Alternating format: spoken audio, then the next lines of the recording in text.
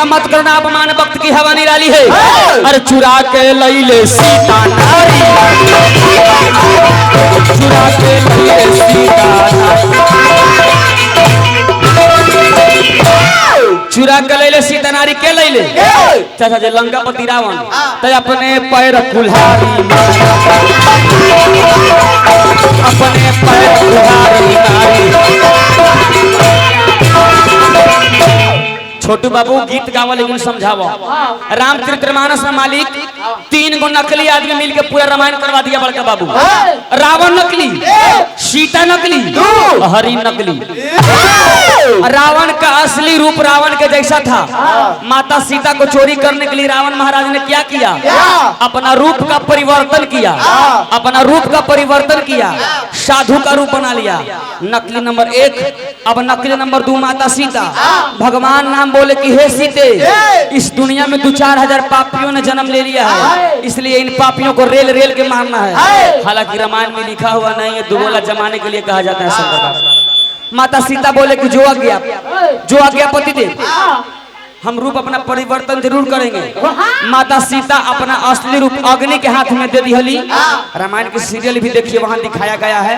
और जो छाया था वो भगवान राम के पास रह गए। नकली नंबर 2। अब नकली नंबर 3 मामा मारीच हरि। लंकापति रावण मामा मारीच के पास गए।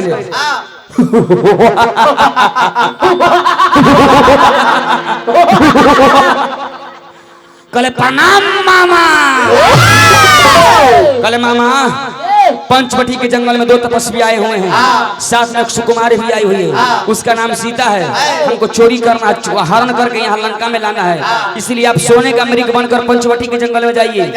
मामा मारीच कहते हैं कि हे रावण, विश्वामित्र बाबा के जग में एक बार राम हमको मारा, यहाँ आके गिर गए, इस बार हमको मारेगा, मेरा प्राण नहीं बचेगा। लंकापति रावण बोला कि हे मामा, अरे मरना तो आपको दोनों तरफ से है। यदि लंकापति रावण का बात नहीं मानिएगा, रावण मार देगा।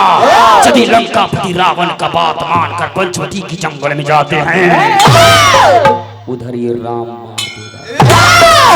मरना किधर से पसंद करते हैं? तब मामा मारीच कहता है कि हे रावण, मरना हमको दोनों तरफ से है, लेकिन मैं तुम्हारे हाथ से मरूंगा, नरक में ठेला ठेली होगा। राम के हाथ से मर जाएंगे, मेरा शरीर का तरन तारा हो जाएगा। अरे तमिटा रावण का कुल खंगाल, देखो राम कुमारी।